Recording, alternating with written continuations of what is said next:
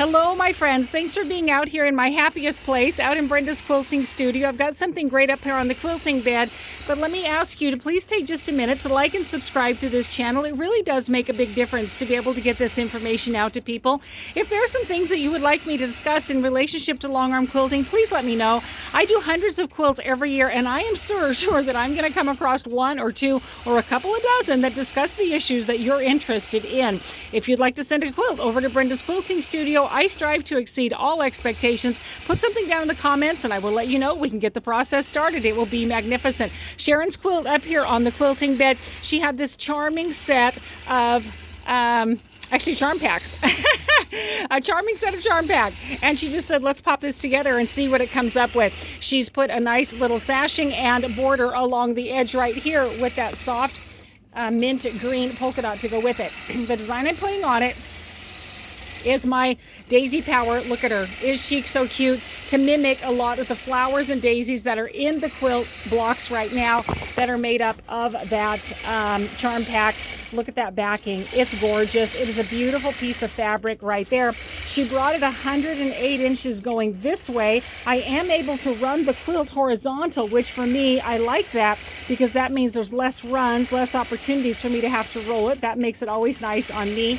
I have attached it with the selvage at the top and the bottom leaders right here. Because she's brought me 108 inches, there's way a lot down here that she can be able to enjoy.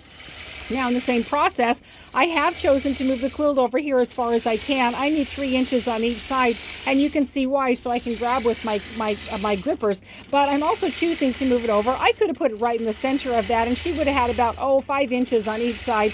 But this way, I've got enough to grip over there, and she's going to get about 8.5, 10 inches back on this side. She can cut that off and still use that for some sashing, for some binding, for some blocks in another quilt to be aware of.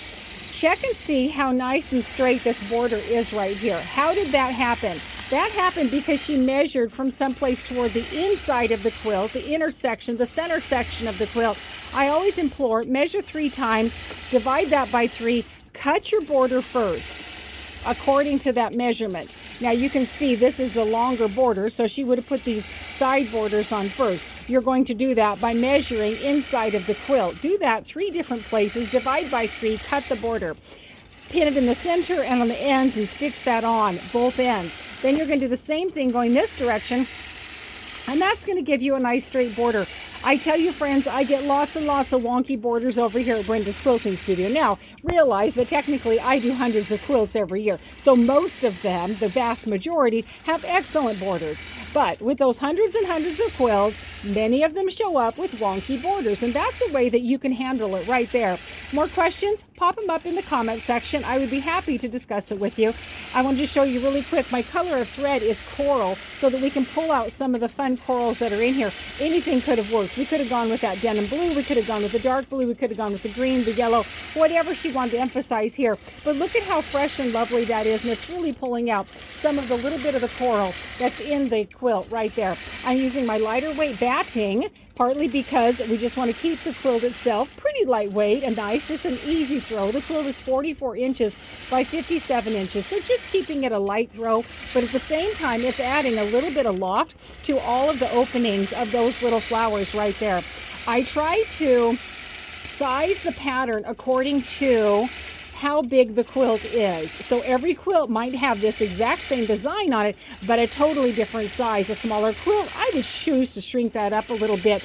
The more quilting we have on it, the more density it is, the less flexibility the quilt is going to have. This is still going to allow a decent amount of flexibility and a nice amount of loft. I have 5 different styles of batting over here at Brenda's Quilting Studio for you to be able to choose from.